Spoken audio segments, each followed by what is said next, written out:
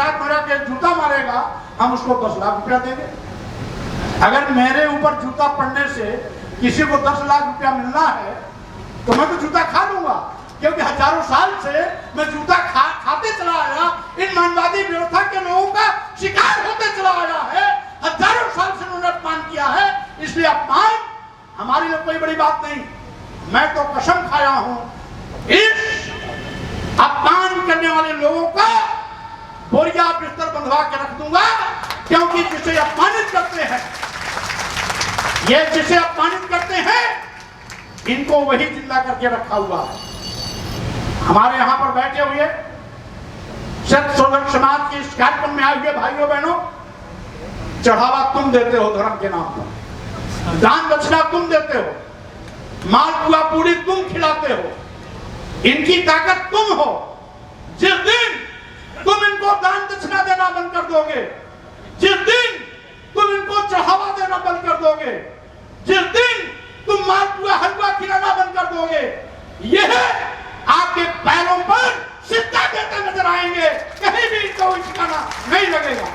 इसीलिए अगर ये हमें अपमानित कर रहे हैं तो उसके दोषी हम हैं, हमारा समाज है। हमारा समाज इनको चढ़ावा देना बंद कर दे, दान दक्षिणा देना बंद कर दे, पैसा देना बंद कर दे, मालपुआ हलवा खाना बंद कर दे, तो हमारा अपमान करना भी बंद कर देंगे।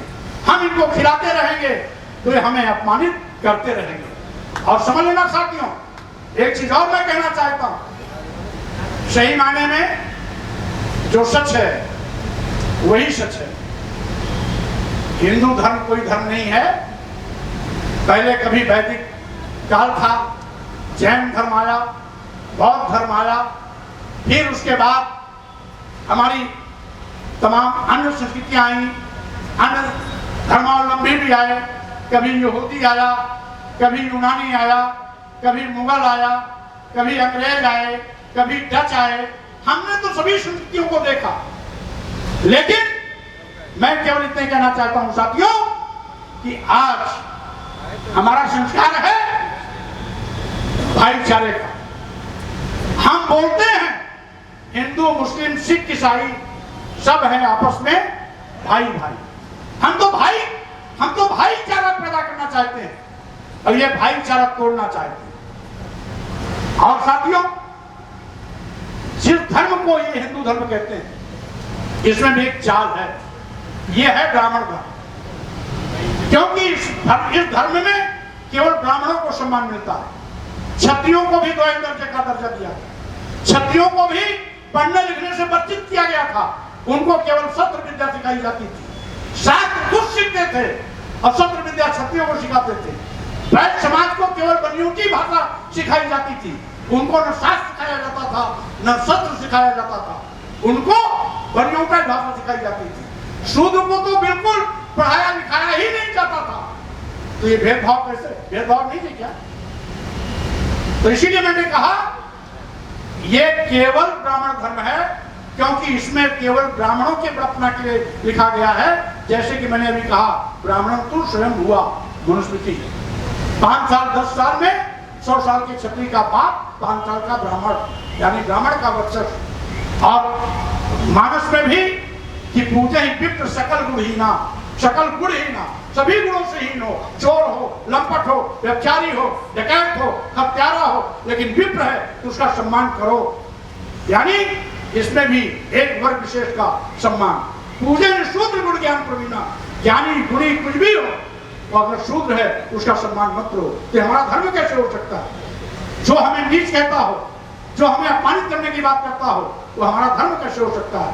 इसीलिए 1937 की जाति जनगणना, सैनी जी, 1937 की जाति जनगणना में ब्राह्मणों की संख्या 3.5%। अगर इसको ब्राह्मण धर्म कहते तो 3.5% के लोग अल्पसंख्यक बन जाते। अल्पसंख्यक न बने इसीलिए अपने साथ जोड़ लिया क्षत्रियों को भी, वैश्यों को भी, शूद्रों को भी, जिससे कि अगर सबकी संख्या लेंगे तो हम मजाकी में आ जाएंगे। ये इनकी चाल है। और जब मोहन भागवत जी, माननीय मोदी जी माननीय गडकरी जी कह दिए हिंदू धर्म नहीं है, और वही चीज स्वामी प्रसाद मौर्य कह दिया, तो अंतर क्या है? लेकिन स्वामी प्रसाद मौर्य जब कहेंगे तो हमारे मीडिया के भाई क्या लिखेंगे? विवादित बयान।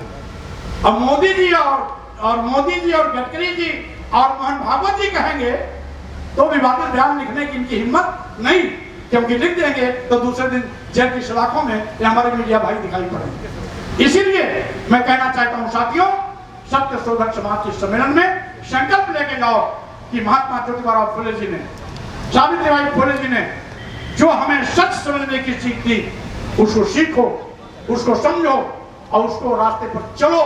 जिस दिन सच पर चलना आप समझ जाओगे, अपने आप आपके सम्मान और स्वाभिमान का परचम लहराएगा।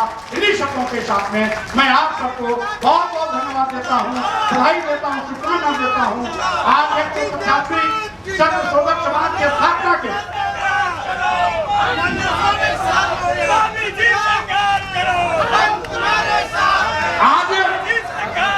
आज सत्य शोधक समाज के 150वीं वर्षगांठ के अवसर पर मैं आपको शुभकामना देता हूँ, बधाई देता हूँ, आयोजक साथियों को धन्यवाद देता हूँ और साथ ही साथ ये कोशिश करता हूँ कि ज्योतिबा फुले जी का कर्म आगे बढ़ता रहे, बाबा साहब डॉक्टर अम्बेडकर के कर्म आगे बढ़ता रहे, सम्मान की लड़ाई लड़ते रहे, आगे बढ़ते रहे, कल आपका होगा।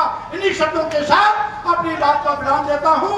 जय ज्योतिबा, जय भीम, जय भारत, नमो बुद्धाय, धन्यवाद।